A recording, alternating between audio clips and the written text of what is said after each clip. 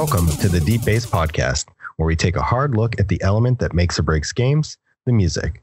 I'm Peter Thomas, and I'm joined by my co-host, Cody Haltom, and we are happy to have you along with us on our journey through Donkey Kong Country 2, Diddy Kong's Quest. What's going on, Cody? Hey, Peter, what's up? Not much, man. I know you have been really amped up for this soundtrack. Oh, yeah. It's been 131 days since we last talked about Donkey Kong, and I am ready. Again with the counting, man. This is taking me back to episode 0. Well, to be fair, Google helped with this one. Yeah, that's true. I'm really excited about it, too. It's probably no surprise to anybody, or if it is a surprise, it won't be in the near future, but Donkey Kong Country 2 is my favorite of the trilogy. It's just raw perfection in every sense of the word. You nailed it. Yeah, it's my absolute favorite of the three. I do prefer Tropical Freeze a little bit more than this one when it comes to the series. But yeah, of the 3 Super Nintendo titles, this was amazing in every way. Do you know I still have not played Tropical Freeze? I do know that because I offered to send you a copy and you said no. Yeah, I really do got to play that one. If for nothing else, then I'm pretty sure that's the one that includes the Funky Kong mode, doesn't it? Yes. Funky's my man. I got to give him props. He's a badass. What else can you say about him? I mean, he's useless in games. Spoilers. You don't want to use him. Oddly, Cranky is the one that you want to use. I hear, very useful. I almost forgot that you can be Cranky Kong in that game. Yeah, that's one of the perks is his cane is like a pogo stick. So any briars or something that you might not be able to stand on, he can just bounce right over. Yeah, for sure. So Donkey Kong Country 2 is a masterpiece, a work of art.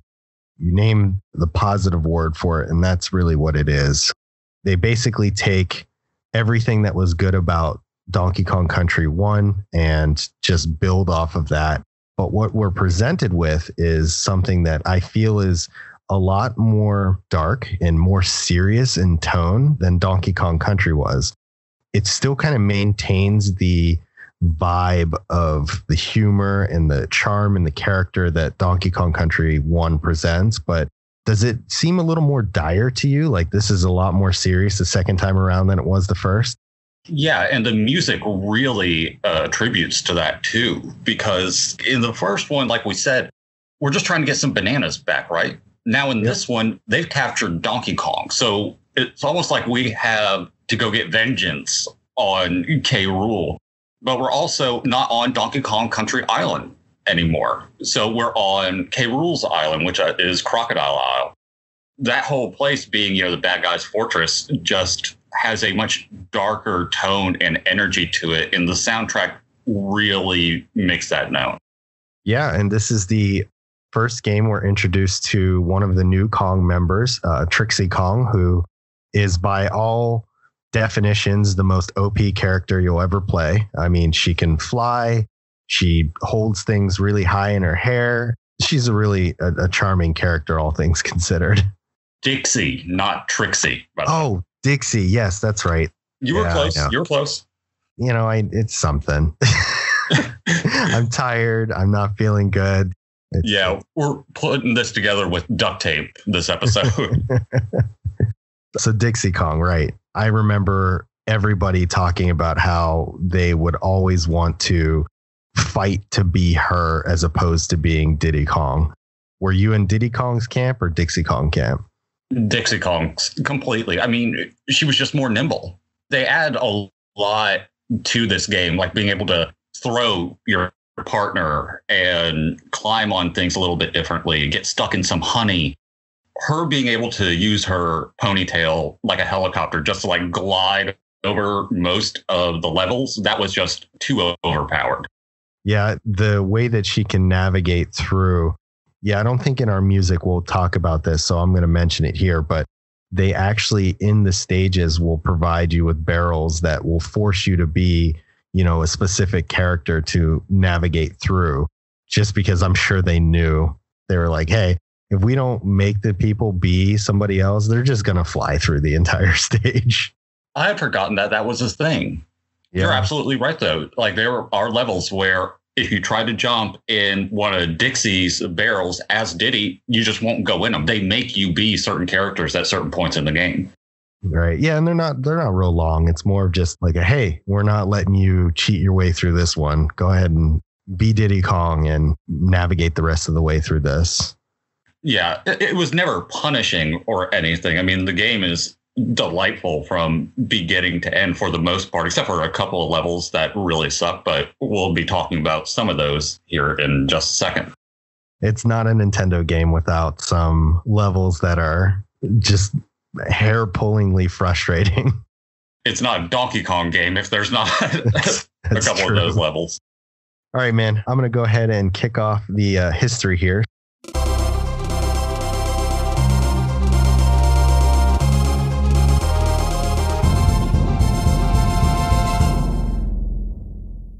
Donkey Kong Country 2, Diddy Kong's Quest is a platform video game developed by Rare and published by Nintendo for the Super Nintendo Entertainment System. It was released on November 21st, 1995 in Japan and in December of 1995 in North America and Europe. It is the second installment of the Donkey Kong Country series that serves as a direct sequel to Donkey Kong Country. The soundtrack of Diddy Kong's Quest was composed by David Wise again and was released in the United States as the original Donkey Kong Country 2 soundtrack. The soundtrack maintains its similarity to its predecessor with its prominent percussion and eclectic genres ranging between big band, disco, and hip hop. The melodies and rhythms are largely comical in tone, but occasionally melancholic. I do have an interesting tidbit. I've been finding a lot more of these in these games, and it's been a lot of fun to discover them. The note that I found for this one was that Canadian rapper Drake sampled the song of one of the levels in the game Haunted Chase in his mixtape. If you're reading this, it's too late. The track title was called Six God. There was some citation that was needed for it, so I ended up digging it up myself just to listen to the tracks kind of side by side and then one at a time to compare. For me, I think it teeters on similar to, yes, it's a sample, but I'm not sure that it was a true sample. What were your thoughts on that? I'm really with you because I listened to it just a second ago, and it's similar. If anything, it's a sped up, kind of condensed version of it. It's not a one-to-one, but if I was casually playing Donkey Kong Country and I heard like this song come on the radio or something, it might make me pause and consider it, but I don't think that I could definitively say it's the same thing. Right. Yeah, it was definitely how I pulled from that. You could definitely hear some similarities, but I don't think it was a direct. I don't think there's ever been any kind of notion that Drake ever played Donkey Kong. He's just not that cool, I don't think. Probably not, but he has way more money than me, so Oh, that's like true. if he has the bank to be able to get a license agreement from Nintendo, good luck, because that has to be hard. But then again, I don't know what the statutes of limitations are for this type of thing when the copyright goes up. So let's not even get into that, because we know damn well that Nintendo never lets go of their stuff. People have tried making fan remakes of different games, and Nintendo is swift with the cease and desist. Yeah, they do that a good bit. It's shocking that when I think it's some of the patents or maybe it might be copyright stuff for the NES and the SNES ended, that they didn't try and do something to stop all those reboot consoles. You remember those where it was just like you could play your Nintendo games, your Super Nintendo games, like your Genesis games all on one system? Yeah, the Retroed and stuff like that. Yeah. Yeah, I don't think they could, just for the simple fact that emulators themselves are not illegal. You're just telling a computer program to do something similar to what the original hardware did. So I don't think they can sue or put a cease and desist out for that, just because the people who are making these technically aren't breaking any rules. They're just creating their own hardware that allows it to work that way. Now, if they were making the hardware and the games, that's when you start getting into Nintendo's fighting grounds. Yeah, I bet they try, though. I mean, because Nintendo, like you said, they are infamous for holding on to their crap. Yeah, I'd have to look it up. I'm actually not sure. I've never heard of anything where they've gotten into any kind of issues or problems with that, but be interesting to see. I actually have a couple of notes that are just interesting as well. I ended up watching an interview with David Wise last night, and I learned a couple of things. It was an hour-long interview, and he did talk about this game, which we're going to get to. But he said, since we already covered the original Donkey Kong Country, like us, his favorite song is Aquatic Ambiance. His favorite game that he composed for is Tropical Freeze, though, which apparently they just said, you're David Wise, you know what you're doing, have fun. And so he really enjoyed going back to the series after so long. And the only other thing that I had, his inspiration for this soundtrack, his heavy influence for this soundtrack at the time was Russian composers, which, knowing that going into listening to this, you can really, really tell. Yeah, I can hear it a little bit. That's wild. I'm very curious to see that interview, by the way. If you still have the link, I would like it. Yeah, I'll send it to you. Anytime I can get more information on somebody that's as well renowned and as talented as David Wise, I want to consume it because it's fascinating to see where these guys come from. I read all the time about the people who worked on Final Fantasy, Sakaguchi and Amano, and all the folks that just make that game what it is. And hearing the story, it's just like, wow, that was amazing. And I know that it was all in a different time, back then, back in the NES era, but still, where these people come from and their roots and what inspires them to make these soundtracks, it's really phenomenal. The interview was really cool because he was describing the room where he was composing some of these tracks. He also said, and I had forgotten about this, whenever he was making the soundtracks for these, he had full access. He didn't just have like concept art or anything like that. He was actually able to go through and play all of these levels just without any music on them. So he then scored what he thought was appropriate for each level. That seems to be the best way to do it. We've had some tracks now where people have just gotten, concept images, or they see, a storyboard or something like that. And we've gotten some good soundtracks from it, but it's evident that this guy knew exactly what he wanted to make. Everything hits spot on for every song. Oh, God, yes. Like you and I were talking earlier today, and you had told me, oh, yeah, I know my top 5. And then you're like, well, I got 12, and then it's like killing off your kids. What do you do?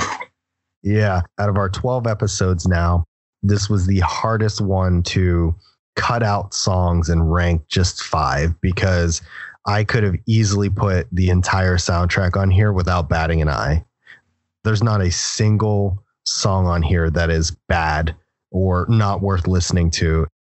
Every single one of them can be taken out of context and you would be just fine listening to it in the car, doing a workout or anything like that. Just whatever you wanted to listen to it for, it's there and it's beautiful the whole way through.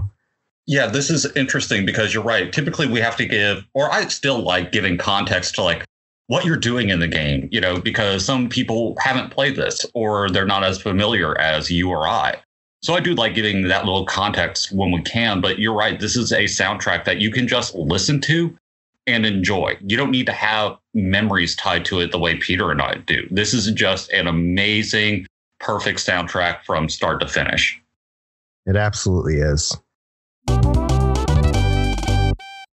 So why don't you tell me a bit about your history with Donkey Kong Country 2, since we know that it is, one of your favorite, if it's not the favorite franchise, it's definitely one of your top franchises to play and listen to.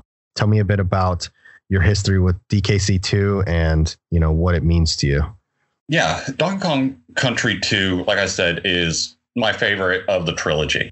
I own every Donkey Kong Country game, and the entire time we were working on episode 2, I was wanting it to be Donkey Kong Country 2 that I was listening to. This is just so much better than that soundtrack, and we gave that soundtrack really, really, really high praise. My memories of it as a kid were Moron, who makes another appearance here.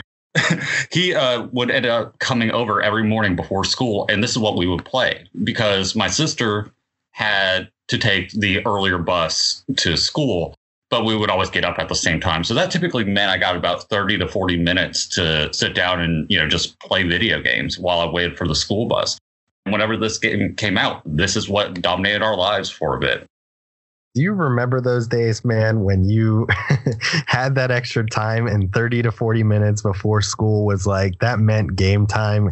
It didn't matter if the game had saves or not. You would just, anytime you could sink into a game, you would just go down and play it for that little bit of time. I know. Like, when did we grow up? I asked this to somebody the other day. I was like, who promoted me to adulthood? I feel like I should have taken another test or something. But no, you just like become an adult automatically and you lose all of this like innocence where, oh, wait, I got 30 minutes to play a game. Hell yeah. Sit down, game, and then begrudgingly go to school. Now it's just work, bills, all this stupid stuff instead. In my case, children. Yeah. Wives, that kind of thing. Right. The funny thing about it was I had a discussion with somebody about this particular topic, actually. It was related to my backlog. They were wondering, how is it that you have so many more games than you actually ever played and or beaten? The answer is it's twofold, right? So the first thing is back in the day, you didn't have your own money. So you relied on birthdays or Christmases or something like that to get games.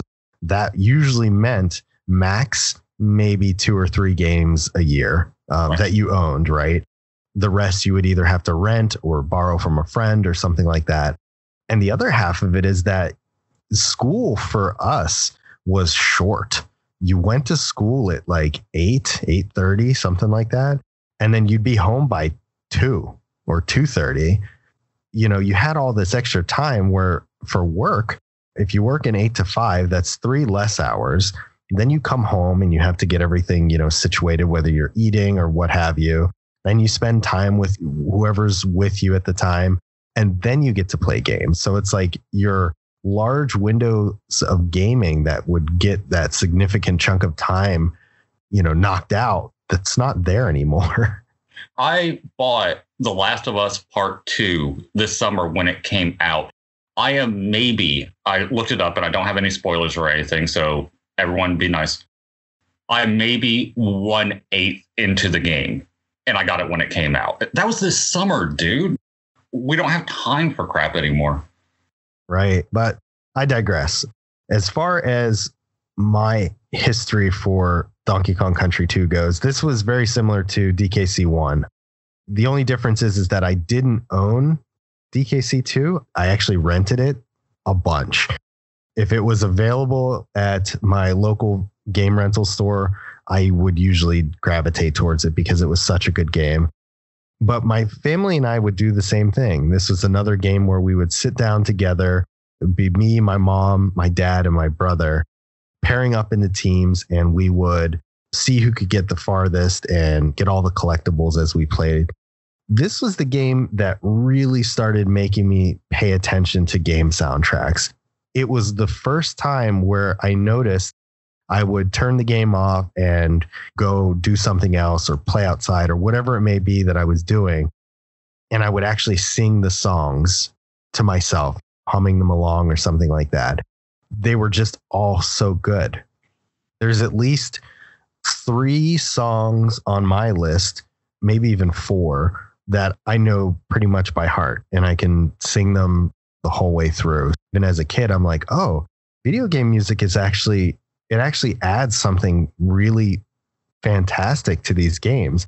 And I started going back to like my old games and really acknowledging and recognizing the hard work and dedication that people put into creating beautiful soundtracks for these games. Yeah, sometimes it takes a masterpiece, and I don't use that lightly. Like, this is such a good soundtrack.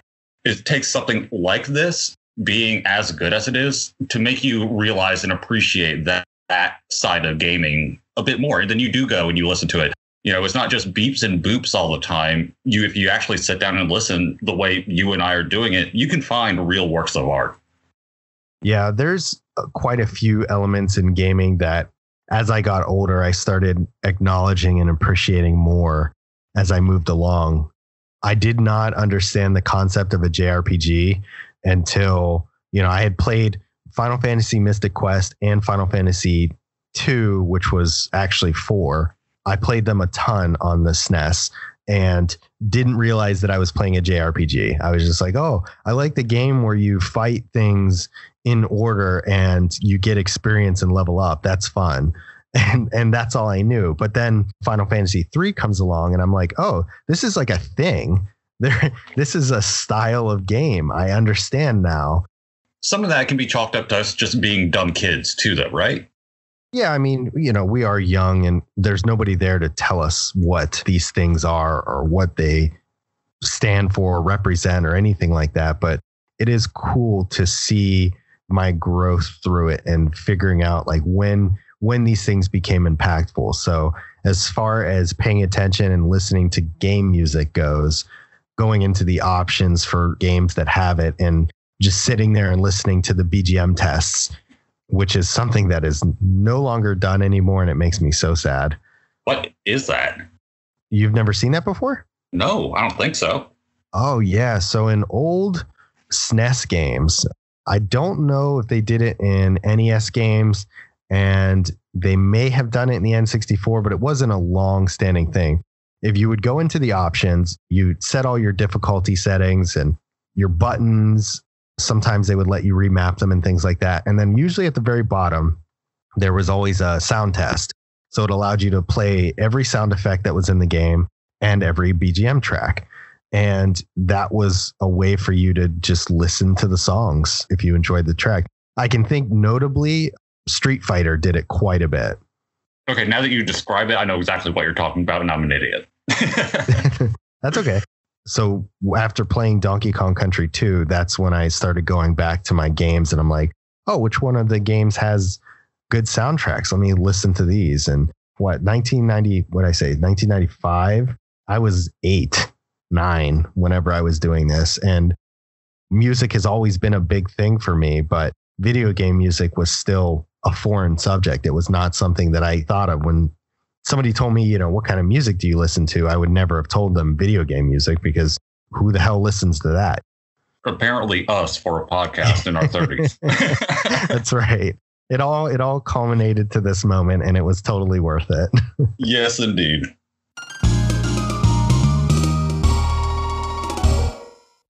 All right, sir. We have delayed our beautiful, wonderful list far enough. Let's go ahead and kick us off with your number 5. Number 5 is Flight of the Zinger. In Donkey Kong Country games, there are bees called zingers, if you didn't know or lived under a rock. This track plays when you are basically in one of their hives. There's a certain energy to the rhythm of this track that makes you think about bees, and I'm really not sure what it is. This isn't a happy track. If anything, I'd say it's more threatening. The guitar in particular just looms over you at times where it makes you unsure of your next jump or move while being stuck in some honey.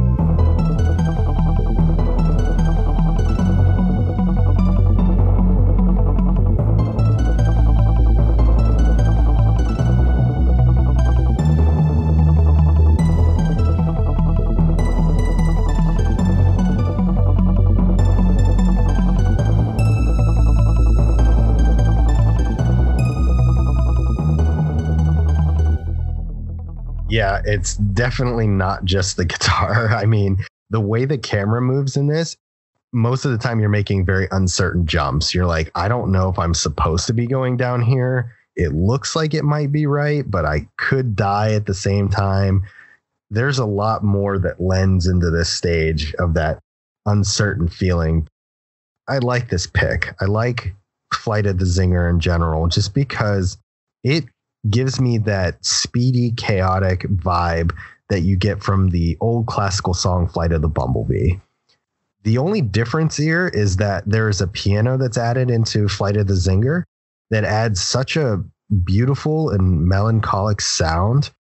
You're in this hive full of this sticky honey, but it's like, do you actually belong there? It makes you think that you are invading somebody else's space. And technically you are as you're moving through these stages, but it makes you feel like you're doing something wrong, which is not a vibe that most soundtracks give you. I also get feelings of the situation being very dire, as if things would be very bad if you were to get stuck in this honey permanently and not be able to escape. One thing I did want to note is that in Donkey Kong Country, they have very beautiful and well thought out idle animations, and your idle animations will actually change when you're in the honey. Diddy Kong looks at his feet like he just stepped in something sticky, which obviously, and Dixie Kong, she actually will swipe her finger down on the ground and then lick it off of her finger.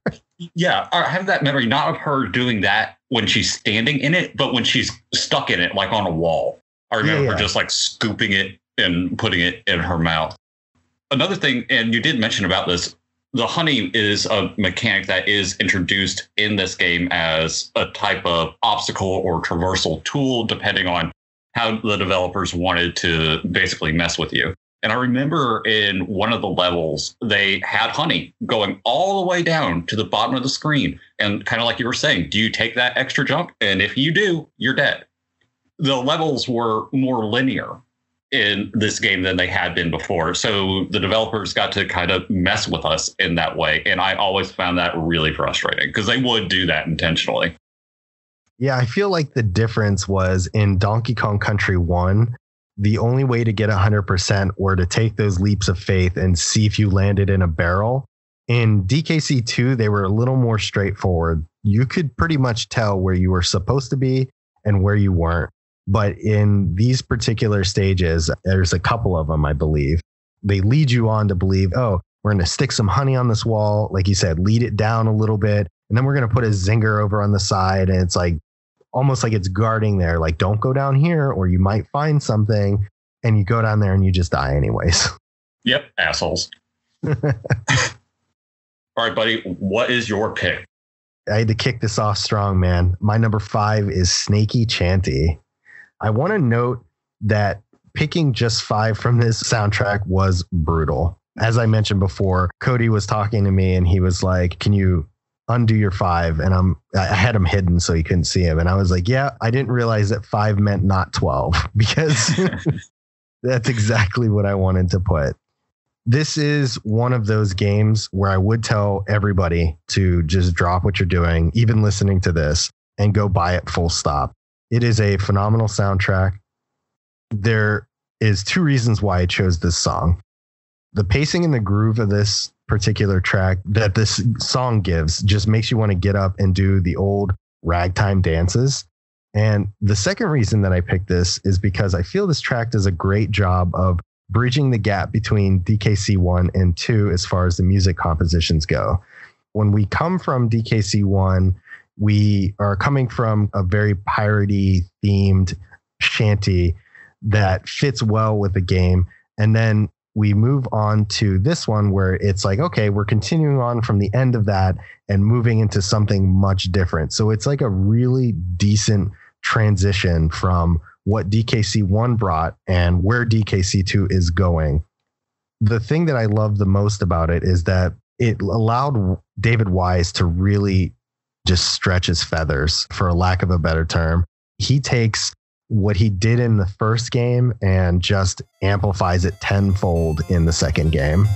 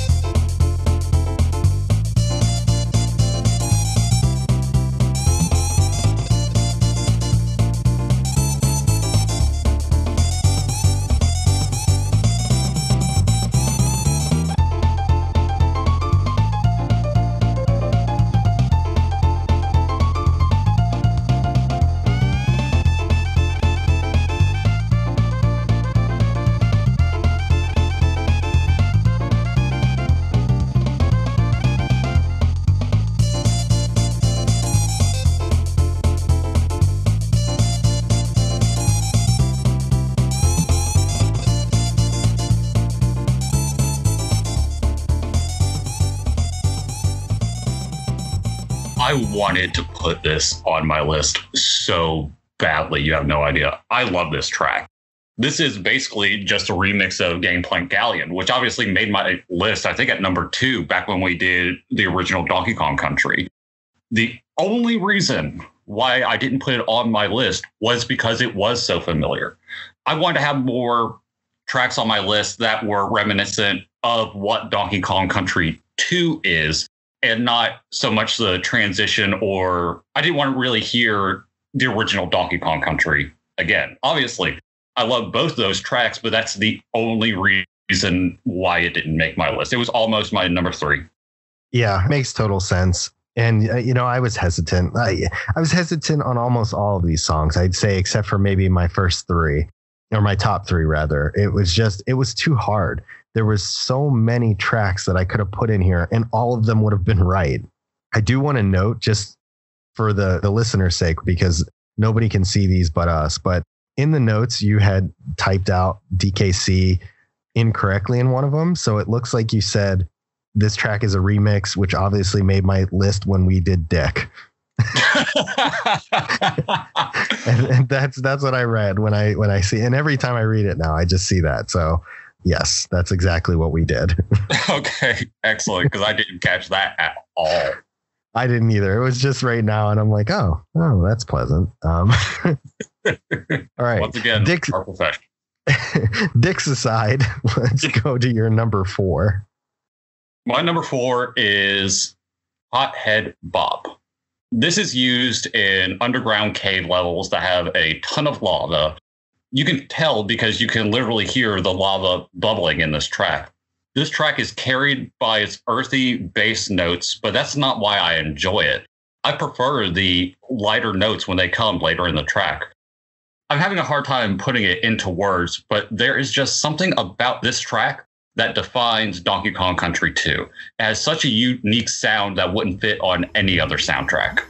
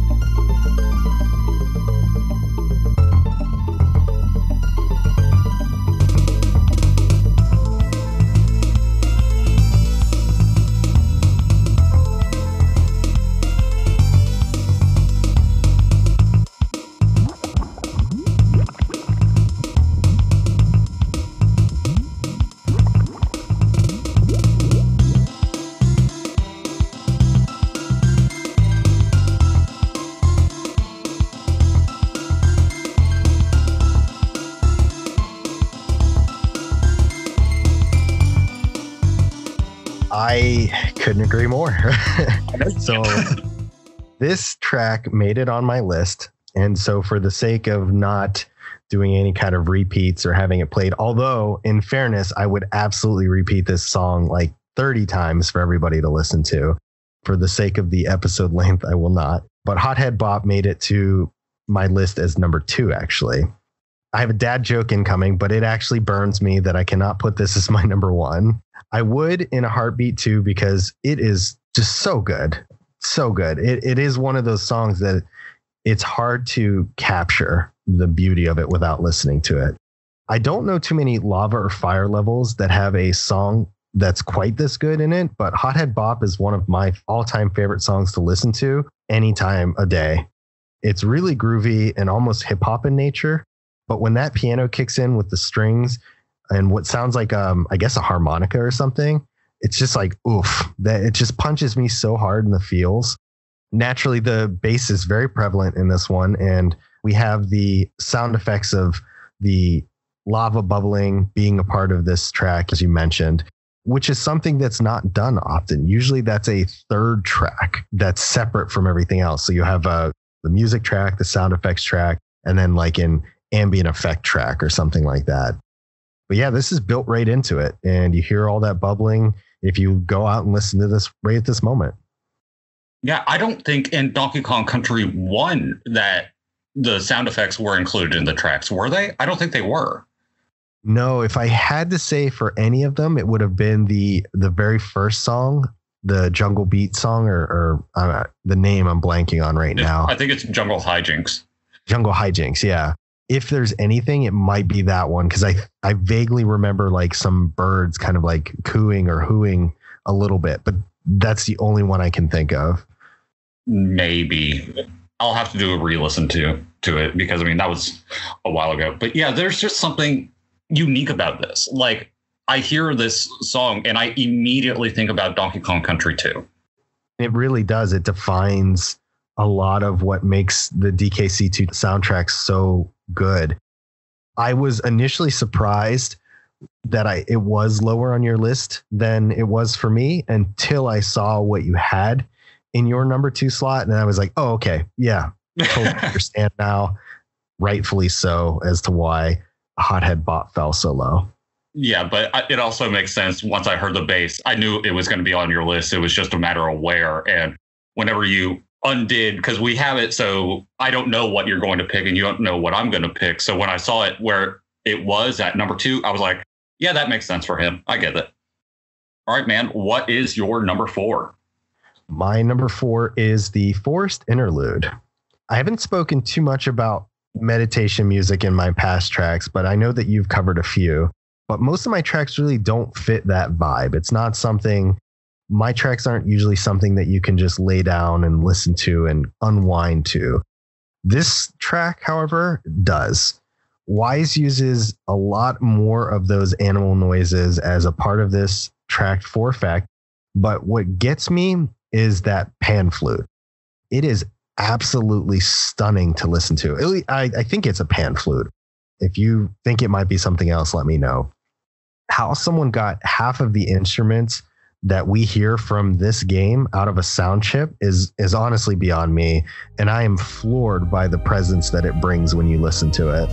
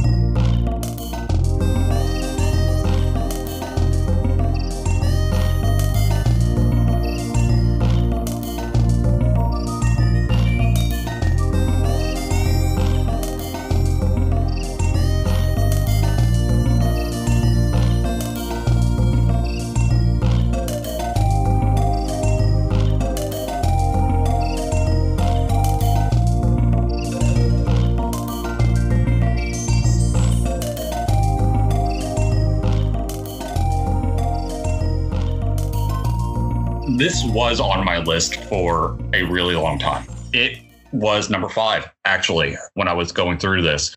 The only reason why I couldn't put it on the list is I didn't have anything to say about it other than I like this track.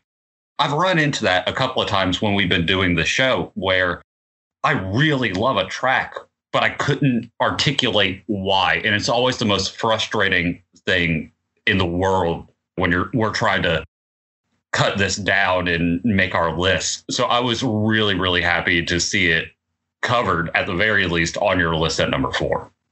Even my description of it, of all the tracks that I have on my list, it's definitely the shortest I have stuff written on it for. It was too beautiful to pass up. And one of those songs, like I said, I don't really cover songs that are more meditative in nature. In the game, it doesn't really fit. It's not like it's an easy level or anything. It's actually somewhere in the middle of the game. So things are starting to get complex. You'll find a lot of that in this soundtrack. And I think we talk about it a little bit later, is that you've got these stages that are riddled with different traps and enemies and things that are trying to kill you. But then in the background, you hear this music that's just gorgeous. So I felt the need to cover this one specifically for that reason. Yeah, it was a shock to see it on your list, but it was a welcome shock for sure. All right, sir. One of two tracks that we've duplicated on. Let's talk about our number threes, and I'll let you go first. I am really impressed and proud of both of us for this, because I love our top threes so much. Number 3 is Bayou Boogie. We are in a bayou, and man, you can tell. This track starts with some light instrumentation, but it's mainly just insect and frog noises. As they continue, they become a part of the actual rhythm of the track, which actually complements the track instead of distracting from it. By the time the track is in full swing, you get caught off guard because the instrumentation starts so subtly in the beginning. This sets the stage well for the swamp that we are trying to cross.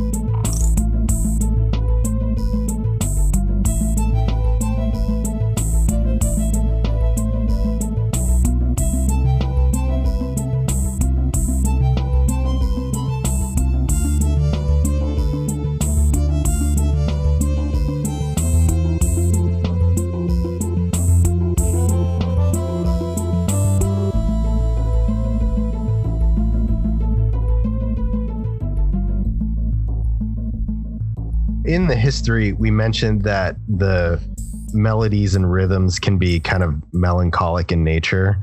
And this is definitely one of those tracks that hits that note. The low bass kicks in and the flute creep up on you, just like you were saying, and to this beautiful symphony of music for your ears. This isn't done in many of the tracks. There's a few that are, but it's not done in many. But I really enjoy that, what you were saying, that it's not distracting, but it actually adds to the song. It creates more depth and immersion into the track. Anything that you can listen to without context and still get an idea of where this took place, you've done an A+ job. I jokingly say that, but the song is also called Bayou Boogie. Yeah, it's like, duh. Even on this soundtrack, if people go and listen to it, some of the earlier levels that you had mentioned, take place on a pirate ship. Obviously I love all the tracks, but they didn't make the list because in the soundtrack, you do hear like the waves, but also the boards and the ship creaking and moving, which I found to be such a distraction from the music I actually was wanting to listen to that's there as well. So to hear the insects being used as instruments, I thought was really, really well done and clever. Yeah, I mean, this is definitely another one of those songs that I can sit there and listen to out of context with nothing else around and just enjoy it fully. Yeah, I agree. All right, sir, let's talk about your number 2. My number 2 is Lockjaw Saga. From the 1 second mark, this track hits you with drums. You hear some lighter notes softly come in shortly after that, but the drums are what drive the start of this track and really let you know that things are not okay. This is the music for water levels in this game. It's a complete opposite of aquatic ambiance and Donkey Kong Country. where that track is beautiful. This is clearly one that's out to get you. A little while later, some trombones and trumpet come in and add a bit of weight to the track before it doubles down on the drums again, and then the track just loops again. I mean, given my taste in music, how could I not love this track?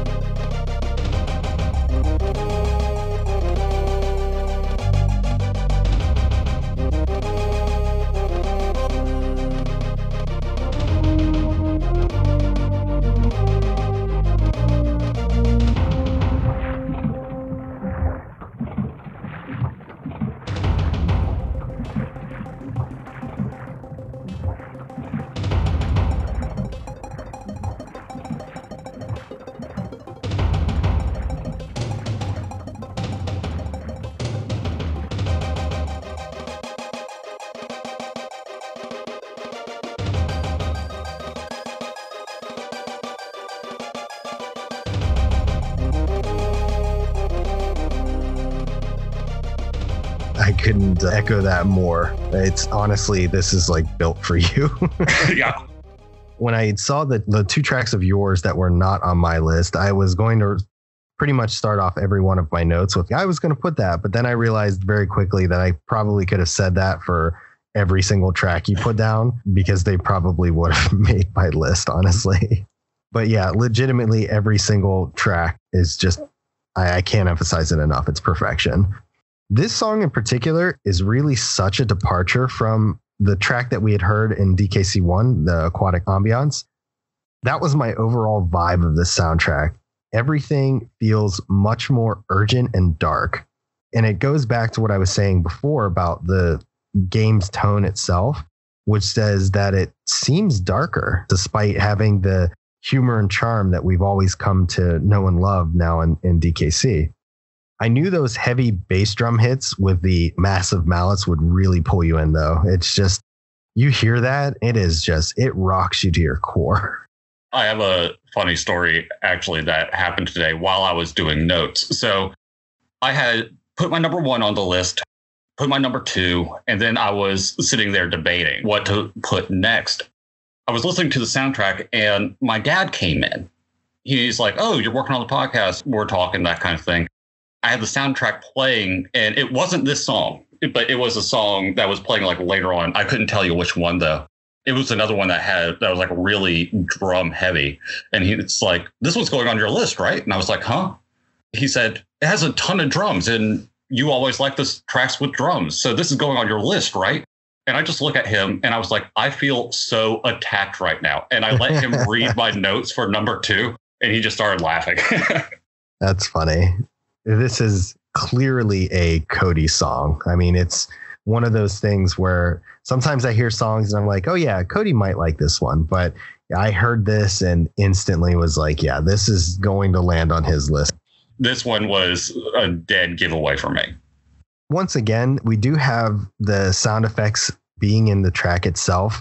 What we hear is swishing waters and the creaking planks, which really lend themselves well to being able to identify where you are, which seems to be an underwater ship, maybe like a shipwreck of some sort or a half sunken ship, something like that. But those muted horns, I'm a brass guy and I thrive on any kind of brass instruments that you throw in there. Those muted horns really give me so much hope that we'll be able to find our way through what ends up being kind of the more mazy stages. I'll tell you what, though, when they add this track to the underwater stages that are completely in the dark and you just have that like fish lighting your way, oh man, is that so much more impactful. It really is. Because, I mean, honestly, this sounds like you are stuck in like the belly of a ship and it's sinking.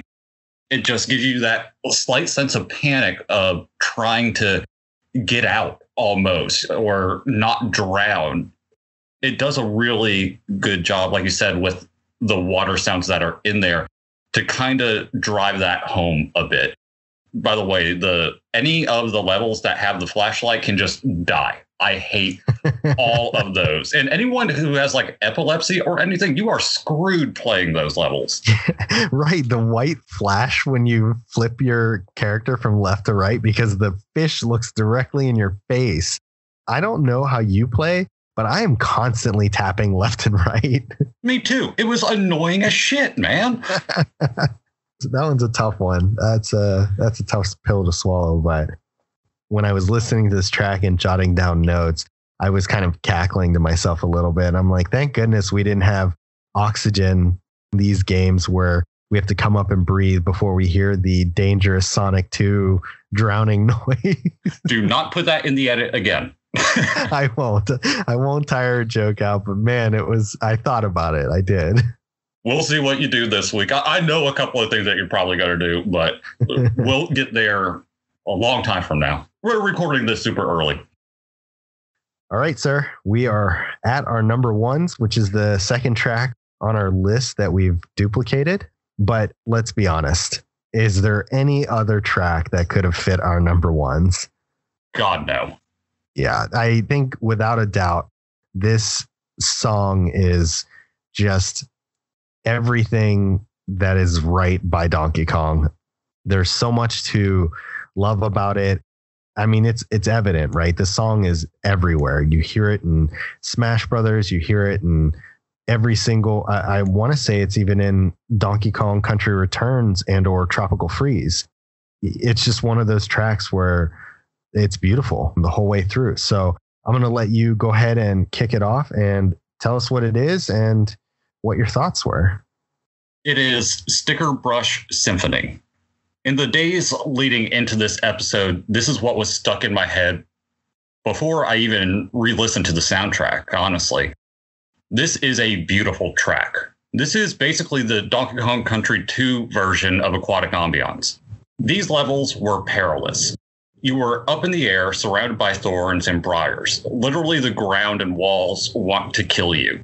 If you touch anything other than a couple of boards or the odd barrel, you were dead. Despite these levels being really difficult, the music, for whatever reason, is super chill and relaxed. It's the exact opposite of what these levels are. What David decided to do with this track isn't what the player may have expected, but it's what the player needed.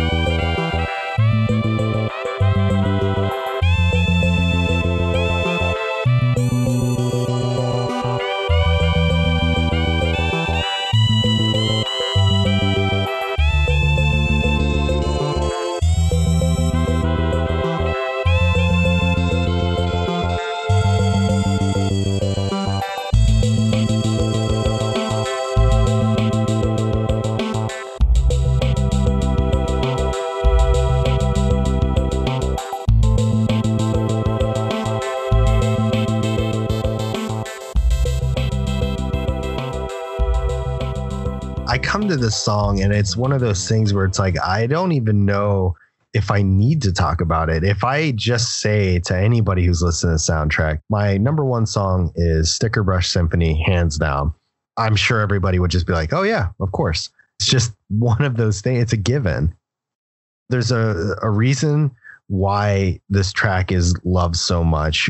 And, you know, you touch on quite a few of those notes. If I'm going to dumb it down, it's fucking good. Yeah. It's just good. Even though the levels that this song shows up on are just hellish, to say the least. something about listening to this track really makes it all better. David Wise really put work on that stereo sound, because if you listen to this with headphones on, you can hear him dance the music between your ears and in all different directions. It's really cool. So for those who don't know, the Super Nintendo, Sega Genesis, and so forth, they were the first games to actually offer stereo sound. The NES and Master System were actually all mono. So very cool to listen to and with headphones so that you can hear it play back and forth between your left and your right ear and then kind of focus into the center. The marimba and the horns are what move this track along. But when that percussion kicks in, I cannot help but bob my head and just chill in this world of Zen. If I'm not thinking about the stage itself, of course. If there was ever a track that puts me in the world of Donkey Kong Country itself, this is the one. I messed up. I didn't listen to this with headphones on.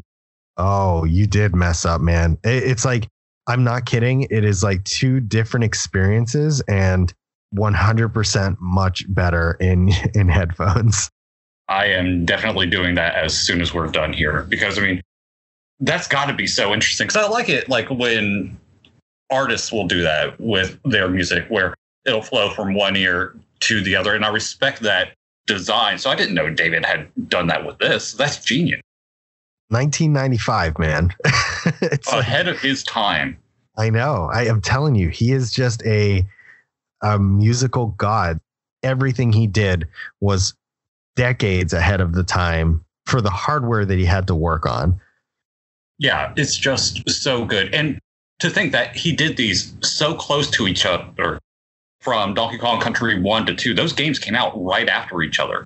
So he had learned so much more about the hardware and the chips that they were using in such a short span of time that it's really fascinating what he was able to do. Yeah, and to have a game turnaround, so the development was probably kicked off only a month or so after Donkey Kong Country 1, just because they came out a year apart. The amount of music theory that he has mastery over is what really is amazing, because it's not like he had a whole bunch of time to go back and study and apply some new techniques or something. He must have already had this under his belt. And after the first game, Nintendo was like, hey, you did a good job. We're going to let you have a little more creative freedom. Go ahead and go ham. Just kind of stick with the theme that you had going before. And damn, did he do a good job. He does talk about that in that documentary or the interview that I mentioned. He does go into a little bit of detail about how he achieved some of the sounds. For example, in Lockjaw Saga, when we were talking about that, we were talking about the water sound. He said that that was actually just like an added sound effect that they had access to use. So the question was, hey, were you just recording into a bucket of water? He's like, no, I found that somewhere. It was just totally super nonchalant and chill. He's like, we had that on a file somewhere. I don't know where it came from, but it worked. Incredible. I mean, this whole soundtrack just is, it's too much. It's almost emotional for me how good the soundtrack is.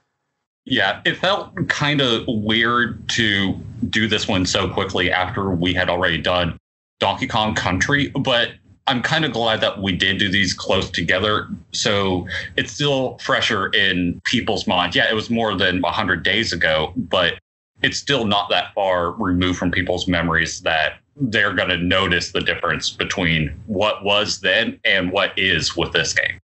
It was intentional. I wanted the games to be close enough together that you can hear that kind of thing, but far enough apart that it didn't feel like we were just on a Donkey Kong stint.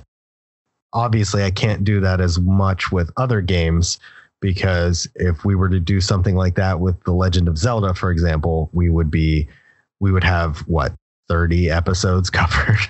Oh, somewhere around that. Don't even talk to me about Final Fantasy yet. Oh yeah, I know. That's another one that's got quite a few, and apparently a lot more we're going to cover than I thought, because you've played more of that than I remember. Yeah, I shouldn't have told you that. I know. Now I'm just going to stack them. That's it. The next 3 episodes are all Final Fantasy. Get ready for it.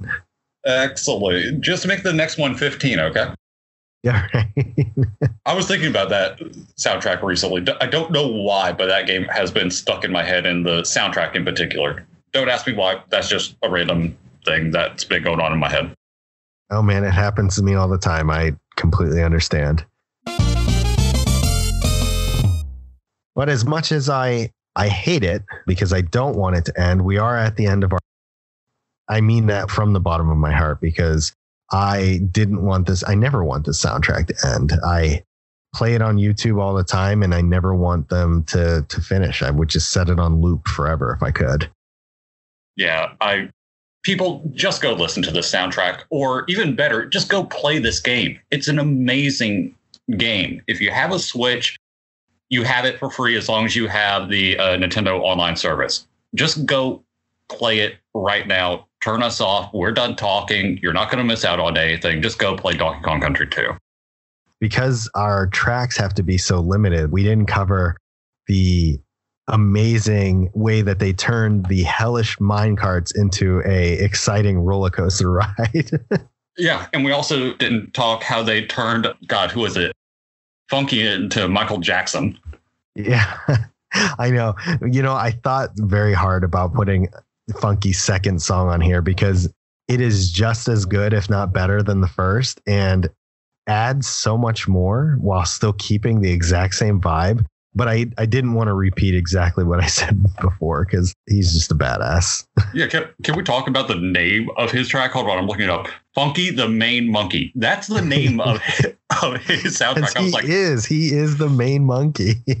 I know. That's all we care about is just Funky, getting to him, hanging out with him, and seeing what bullshit he's up to now. Because over the course of the Donkey Kong Country franchise, he's had some jobs, man. I know. He's always been there. It's funny. He's so laid back and chill, and you'd think he'd be the guy you can't rely on, but he is every game, man. He is there. There is one thing I want to note as we wrap up the episode is that you'll start to see this if you play through the games in consecutive order. If you go from Donkey Kong Country 1 to 2 to 3 and then to N64, you notice something interesting is that the developers do show time passing.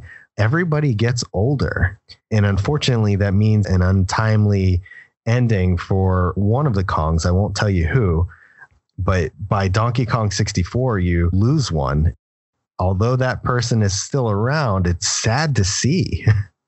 Yeah, I mean, it's weird because Diddy and Dixie are the only characters with no dialogue, your main characters. So you really go to like these places. God, we had a game show host, we got grandma over here. You become connected to these people with their little stories and their personality. And it really shines through whenever you stop in just to talk to them, even if it's just for a minute. Yeah, every single person has a little bit that they add in. And honestly, I will say that I'm happy that Candy Kong never made it to another one because I felt like she was so out of place. And I'm glad that Wrinkly Kong took over the saves. Candy's in 64, buddy. Oh, is she? I don't remember. So N64 one I only played through once. So I the memories of that one are a lot more vague than I do of the first three SNES titles. I'm with you. A couple of streamers and podcasters I know just played through all of that game in the month of October. They did it like every Saturday or something like that. And that's the only way that I even remember that. Let me tell you, that was a choice because I'll say this and everyone's going to know exactly what I mean. They straight Lara Croft her ass. That was a decision that shouldn't have been made. Yeah, I mean, she was in the animation as a love interest, if I remember correctly. And they clearly paint her out to be that way in the first game. But I was just like, man, I was so glad she was gone in 2 and 3. I was just like, yeah, she doesn't add anything for me. It's just, she's a potato. Yeah. Dixie being Diddy's girlfriend adds more. Just like they don't even say anything to each other. Yeah, nothing at all. Diddy is the silent protagonist forever and always. All right, sir. Before we wrap up, we have a question of the episode. And I didn't have to think too hard on this one because we didn't start doing questions until a few episodes in, and Donkey Kong Country 1 did not get one. So I feel like this probably would have been the first question I would have asked then. It's just getting applied here. Who was your favorite animal companion to use in Donkey Kong Country 2? Squirter the spider. I think his name is Squitter. Squitter? Yeah, Squitter. I put an R in there that wasn't there. It is Squitter. It's Squitter. Who names these things anyway? Yeah, but the main reason, kind of like we were talking about being Dixie, is that traversal. You can get around with him and skip large sections because he's a spider, more like a tarantula wearing shoes, but that's the different story. You can hit the button and he'll shoot a web, and then you can hit it again and it'll create a temporary platform. So in some of the levels, you can really just start creating these platforms and haul ass across difficult sections. And that's why I enjoyed him the most. I'm with you on that one. Squitter was also my favorite. It was tough, though, because I did like Ratley a lot. He was just a little harder to control than Squitter was with his constant hopping. Yeah, Squitter's abilities and what he could do for you. And for whatever reason, he's also the tarantula that honks when you get hit. I don't really know where that comes from. Pretty sure that tarantulas do not honk. No, but, my dad owned a tarantula. I can confirm they do not honk. They don't honk. But yeah, he wore some sweet Adidas shoes, man. Every one of his little feet were covered by these shoes, and he was awesome. The platforming piece of it was incredibly helpful for getting secrets and, like you said, even traversing stages in ways that you shouldn't. But do you remember that the platforms would sometimes not dissipate in the right order? Yeah, I do vaguely. Like, it wouldn't happen consistently, but if you threw a lot of those things out, they would just start going, and you're just like, uh-oh. Yeah, I mean, it makes sense, right? You put out platform 1, 2, and 3, and then platform 1 would go first, then 2, then 3. But sometimes if you were doing it fast enough or consecutively enough, it'd be like 1 and then 3 and then 2, 4. And then, it's like, I can't tell you how many times I've fallen to my death because of that situation. Yeah, but he was still easier to control than the OG Flappy Bird Squawks. Yeah, Squawks was tough. Squawks is 100% harder to control when the Kongs are riding on his feet as opposed to just being him. Yeah, because you double the hitbox. That, and it added this weight. There was like a heavy... It showed him struggling to lift these two Kongs, and I don't blame him. I don't either. I think I think this is the best cast of animal companions in the series. Shoot, at not Tropical Freeze, but yeah, Tropical Freeze and Donkey Kong Country Returns, you only get Rambi the Rhino. So they do start like tapering off with them eventually, but this was a fun little cast. They each had their own perks and abilities into what they did that made each of them obviously unique. But yeah, the spider was always the one that you kind of look forward to using. Yeah, definitely. I did miss Winky the frog. I know that I just got done complaining about Ratley being too hoppy, and Winky kind of plays very similarly to that.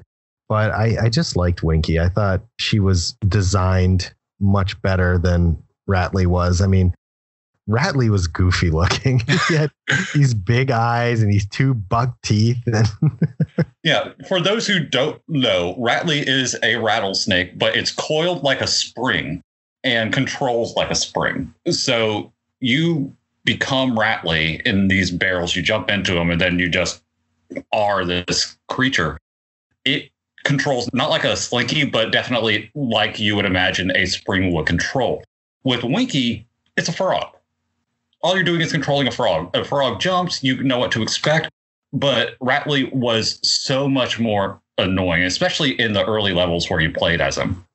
Yeah, and I guess it's worth noting, too, that this was the first game where they gave the companions a special ability. So your Y button was an attack if you had an attack. So Rambi, it was kind of like that little horn attack, and Squawks was throwing. You said it was nuts. I don't know what the hell he's like hawking up when he does that.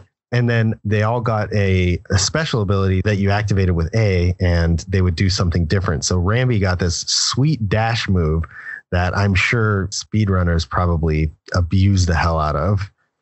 I would imagine, sure, because, oh yeah, Rambi goes quick, and just barrels through fucking everything. Yeah, that's the difference between a speedrunner and us. Like, speedrunners are like, oh yeah, this cuts 4.7 seconds off the run. And we're like, Rambi, go quick. Yeah. And I will take that judgment all day, straight to the bank, because that is the quality podcast you get here at Deep Base. That's right. All right, guys, if you want to answer the question on who your favorite animal companion to use in DKC2 was, you can go ahead and hit us up on Twitter at Deep Base Podcast. You can find us on all kinds of other social media, but we probably won't talk to you there. So just come find us on Twitter. That's where we all hang out. So Twitter's cool. That's the end of our episode. Thank you guys so much for listening. Cody, thank you so much for being here as always and rushing out an episode despite personal circumstances. I know things have been chaotic for you, so I always appreciate getting a chance to sit down and chat with you about another game. Oh, you damn straight. I was going to make time for Donkey Kong Country 2. That wasn't even a question, man. I mean, it was all kinds of things. You had like some personal stuff from your professional life. You had some laptop issues, and nothing could keep you from this game, man. Nope. I was set and ready to record this through my phone if we needed to. Like, if we really had to, we were at that point. But there was a point I was working on 2 laptops. This was going to happen, damn it. That's right. And happen it did. And I'm glad it did, because it is worth talking about. I was like thinking about it too, just before we wrap up fully here. Is like, I think that when I'm done doing the edit at some point, I'm just going to throw Funky's song in there, just because I was like thinking to myself, I'm like, fuck it, this is my podcast. I'll throw whatever I want. So don't be surprised if you hear Funky's song just randomly in there. Yeah. Just here, put it in right now.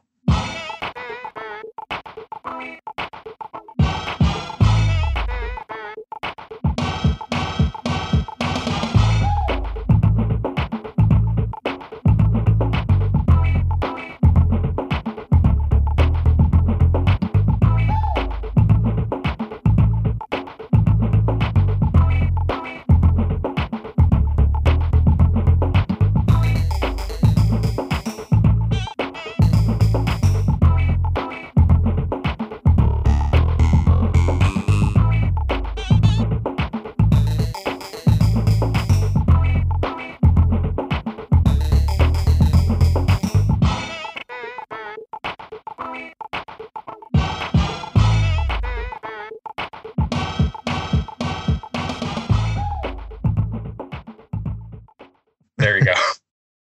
All right, guys. That's it for us. We're going to head out of here before I end up putting the whole damn soundtrack in this episode. I wouldn't be shocked. Thank you guys all for listening. Thanks for supporting us. And thanks as always for being a part of the Deep Base podcast. And we will catch you guys next time. Bye.